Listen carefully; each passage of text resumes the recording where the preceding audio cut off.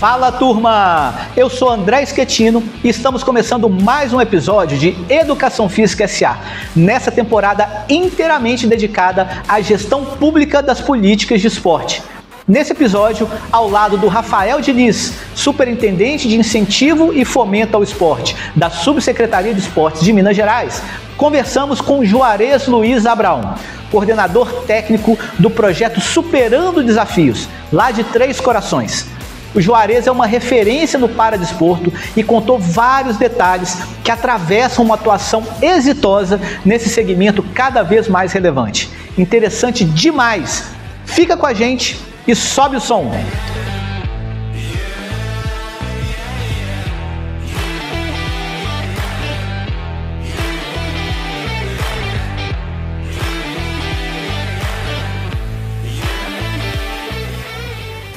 Juarez, muito obrigado pela presença aqui com a gente e eu queria começar esse papo pedindo para você falar um pouquinho da sua experiência com o paradesporto.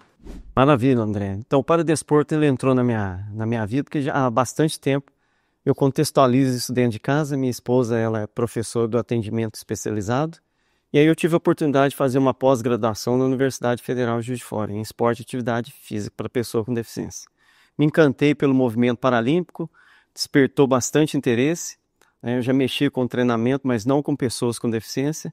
Daí busquei formação junto ao Comitê Paralímpico, me especializei em atletismo. Hoje eu sou técnico nível 3 de atletismo, fora as outras formações que também a gente necessita dela. Então, foi assim. E aí vem o decorrer aí da caminhada nos estudos, sempre voltado à pessoa com deficiência. Não, muito legal a história, Juarez. E conta pra gente que Três Corações tem sido um destaque no programa do Núcleo de Fomento ao Paradesporto. E como que foi a inclusão desse programa na cidade? Como é que tem acontecido?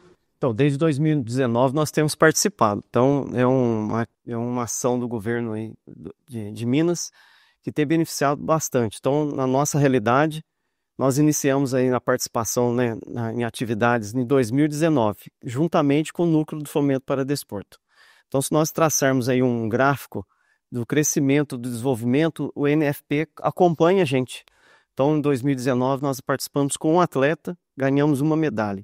Veio a pandemia, 2022 nós somos com 10 atletas, 11 medalhas e assim sucessivamente. Então, até finalizarmos o ano de 2024 aí com 4 atletas com recordes escolares, 4 atletas com bolsa do governo federal, né, Bolsa Atleta, e isso tem aumentado também a participação de outras pessoas no projeto. Hoje a gente atende por volta de 80 pessoas das mais diferentes deficiências.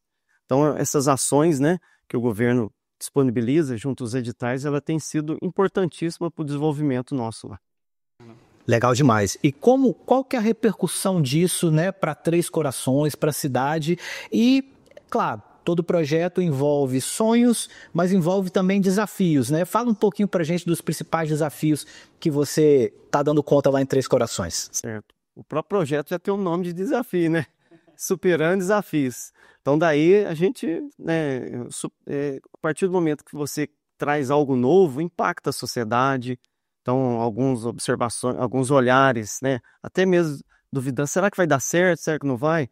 Então, desafios são enfrentados até no alto rendimento, como na iniciação, que é o caso nosso, né? Então, a gente tem enfrentado bastante desafios, mas nós temos diversos parceiros que facilitam o acesso, né, para dar o sucesso. Temos empresas, temos a própria prefeitura, que é a mãe do projeto, né? Temos os pais dos alunos, que são um complemento essencial para que dê certo, que dependemos de muitos pais para que leve o aluno para treinar, leva para a competição. Então, é uma associação, né, de várias pessoas para que esse movimento dê certo. E Juarez, eu e o André, a gente estava conversando antes, e o esporte sempre tem essa questão da inclusão. E aí, o paradesporto, o Núcleo de Fomento ao Paradesporto, né, o NFP, ele se encaixaria nisso num projeto de inclusão esportiva? Comenta isso pra gente, né? Sim, exatamente.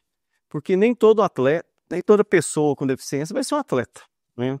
Mas toda pessoa com deficiência pode fazer uma atividade física, né? E a gente tem que oportunizar essa prática da atividade física. porque acaba não tendo muito acesso, muita disponibilidade, e às vezes a pessoa não tem uma condição financeira para pagar uma academia, um clube, acaba o NFP sendo um viés para que ela possa ser inserida na atividade física. Então, lá no nosso contexto, nós temos pessoas que vão lá para socializar, bater um papo, se divertir, correr, brincar, não visando um alto rendimento ou esporte, e sim, né, a prática da atividade física e, consequentemente, estava sendo inserida, incluída no contexto, né? Você comentou aí das 80 pessoas atendidas, né? Eu quero saber um pouquinho também desse funcionamento desse espaço, ou seja, tem demanda, tem fila de espera, tem espaço para crescer mais, a capacidade de atendimento já está ali no limite, precisa de mais profissional, como é que está funcionando hoje? Muito boa pergunta. Aí vem o NFP novamente colaborando nesse processo. Como? Nós somos contemplados agora com o edital de 2024, que nós optamos na contratação de um fisioterapeuta, um psicólogo e 3 estagiários para suprir essa demanda, porque o crescimento vai estar sendo bem exponencial. Cada dia aparecem pessoas novas. Ontem mesmo eu estava lá, chegaram 4 ou 5 alunos para nós lá, para iniciarmos no processo. Então, a demanda está muito grande. Nós, além de atendermos as pessoas de Três Corações, a gente atende a pessoas do entorno. Então, eu tenho atleta de Alfenas, Campo do Meio. Inclusive, o atleta de Campo do Meio hoje faz parte da equipe de basquete em cadeira de roda. Eu tenho atleta de Varginha. Eu dou um suporte ali para o pessoal de Caxambu. Estou dando um suporte para iniciar um projeto de iniciação esportiva em Boa Esperança. Então, e além disso, esse ano nós iniciamos uma capacitação na região, em parceria com a Superintendência Regional de Ensino, para dar formação para 28 cidades ali pertencentes. Inclusive, é a primeira ação que é executada no Estado, em parceria com uma instituição de ensino superior, com uma secretaria, com o intuito da gente de criar novos núcleos, né? Se a gente fizer uma análise por superintendência, são pouquíssimas as participações das cidades ainda. Se me falha a memória, em 2024 foram 30 cidades, das 853 que nós temos no município. Então, a participação é muito pequena ainda no Paradesporto. O nosso principal público aqui, que acompanha a gente, tem muitos estudantes e profissionais de educação física. E a gente sabe que a capacitação para trabalhar, né, com pessoas com deficiência exige, né, você falou aí de capacitar pessoas e tudo mais, que um profissional ou um estudante, no caso de estágio, né, precisa, se ele quiser trabalhar com esse grupo? Vocês, por exemplo, têm a capacidade de receber o profissional lá do zero e dar toda a capacitação, ou vocês buscam algum perfil específico? Como que funciona isso lá? Há 2 linhas de ação para que ele possa se desenvolver melhor profissionalmente. A primeira é que o núcleo do fomento do desporto, um dos critérios é dar formação. Então, quando você é contemplado, no edital está específico que você tem que dar formação, por isso que a gente investe na formação, né? Tanto do Comitê Paralímpico como agora a nossa própria formação. A gente já possui uma bagagem, nós temos bastante material, então nós vamos compartilhar esse conhecimento com as pessoas. E outra linha que eu sugiro, Comitê Paralímpico, todos os cursos são gratuitos, mas ele tem que fazer o primeiro curso, que é o Movimento Paralímpico. Com esse curso, ele é habilitado a participar de todos os outros. Então, né, a sugestão que eu dou aqui para o aluno que está em formação ou para o profissional que quer entrar nesse caminho do movimento paralímpico é fazer o curso de movimento paralímpico, lá na plataforma da Academia Paralímpica. Ele entra, se cadastra, faz o curso de 46 horas, é assíncrono, então ele pode fazer a qualquer momento, participa disso, e agora pós-pandemia, os cursos de nível 1, nível 2, nível 3, de atletismo, vôlei sentado, tênis de mesa, são online. Então ele tem essa oportunidade de começar a se especializar numa área. Então eu vejo por essas 2 linhas. Legal. E, Juarez, conta pra gente também um pouquinho, porque a gente falou muito sobre o dia a dia do projeto, né? Só que aqui em Minas Gerais a gente tem um grande evento também, que são os Jogos do Interior Paradesportivo, né? Que ele acontece sempre num final de semana, onde reúne os atletas do paradesporto todos nesse final de semana por uma grande competição. Sim. E aí, novamente, Três Corações tem sido um destaque nesse evento, né?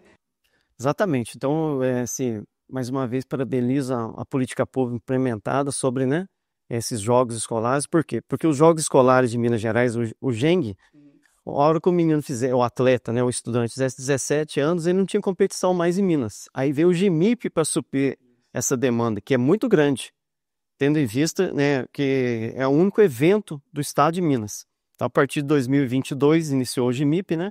Nós participamos com Três Corações, nós ficamos em 12º colocado em Juiz de Fora. 2023 nós ficamos em 8º e agora em Uberlândia nós ficamos em 4º. Então a meta para 2025 é ficar entre os 3 primeiros. Primeiro colocado eu sei que não tem como, né? Nós temos grandes potências aí como Uberlândia, como Itabira, mas quem sabe ali morder um 3º lugar esse ano já vinha de bom agrado para nós. Porque, assim, realmente, eu acho que o esporte ele precisa de mais investimento, mas, para além do investimento, uma simples reorganização do que já acontece, a gente consegue potencializar, que é isso, um evento que já acontecia, simplesmente a gente conseguir fazer homologação disso, como é que a gente conseguiu reativar a cadeia produtiva no sentido de um atleta de destaque realmente ter o seu resultado homologado e agora ser beneficiado pelo Bolsa Atleta, né? Exatamente. E eu tenho certeza que o que aconteceu conosco lá com o nosso atleta, isso participar também todas as cidades participantes, que tiveram com seus atletas ali ranqueados entre os 3 primeiros colocados do Brasil. Sim, legal. Bom, eu tenho uma última pergunta que é a seguinte.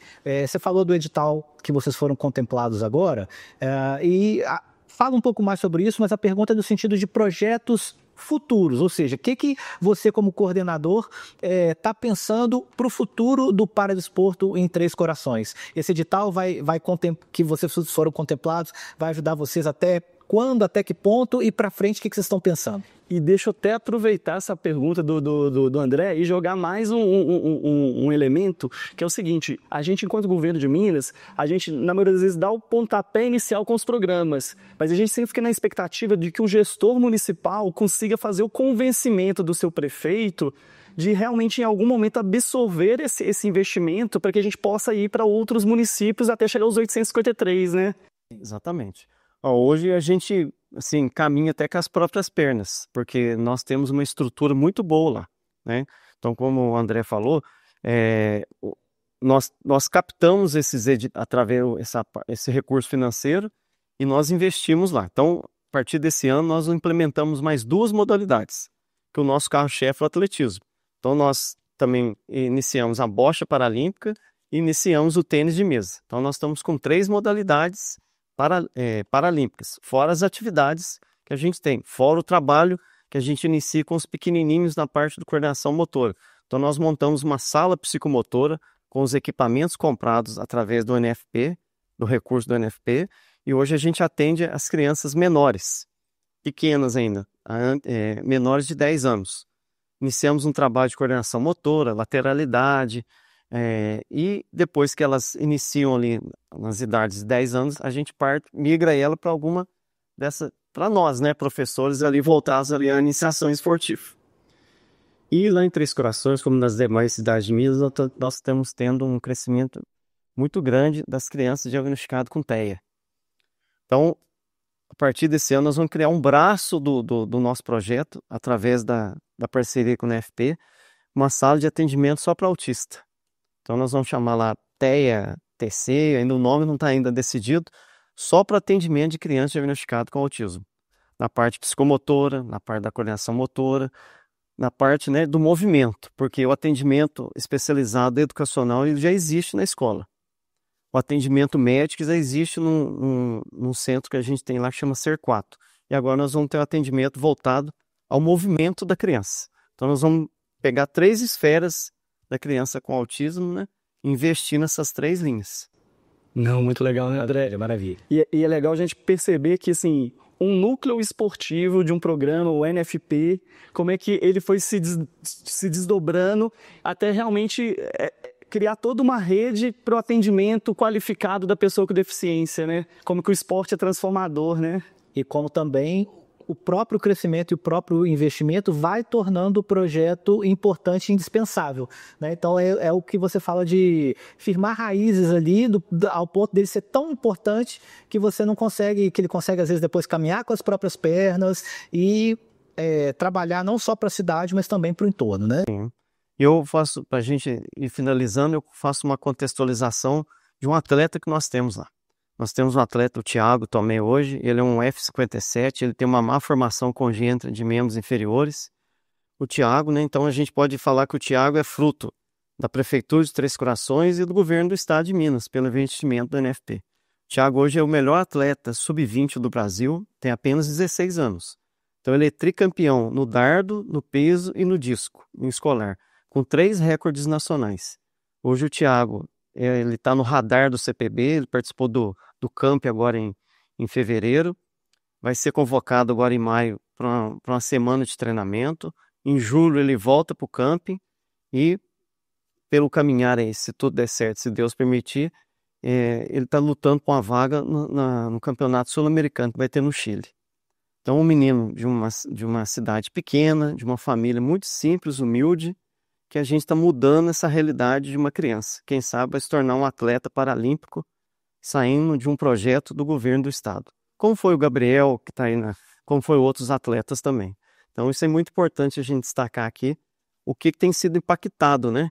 Tenho certeza que outras cidades aí, como Ipatinga, como Timóteo, como Patrocínio, que existe também o NFP, ações como essa e mudanças de realidade está acontecendo diariamente.